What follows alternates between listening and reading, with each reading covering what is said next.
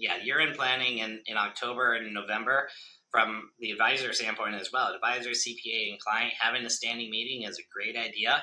Oftentimes it can be as little as 30 minutes or an hour, but it just helps to get everyone aligned going, was this a pretty good year? Because at that point, most clients know, whether they've made more money or not than prior years.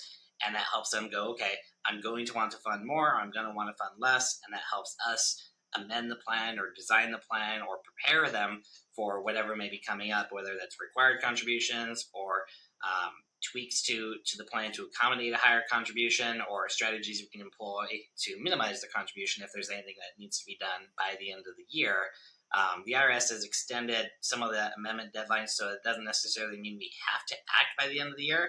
But if we're talking about things like 401k deferrals and wages that have to be done by year end, giving us a good runway there of 1 to 2 months really helps us to plan accordingly, so there's no surprises when it comes to their tax planning for that year.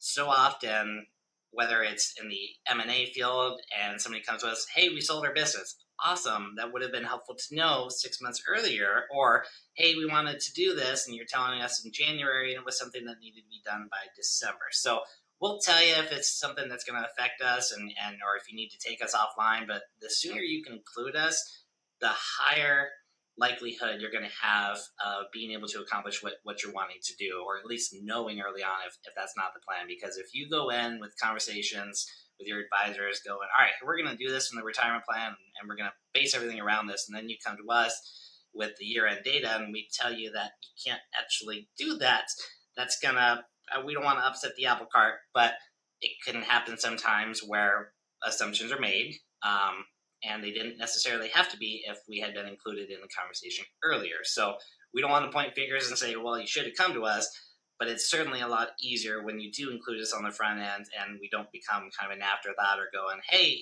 here's what we're going to do, go make it happen. Because sometimes our hands are tied with the IRS rules and all of these limitations that they put on us, because why would the IRS ever make things easy?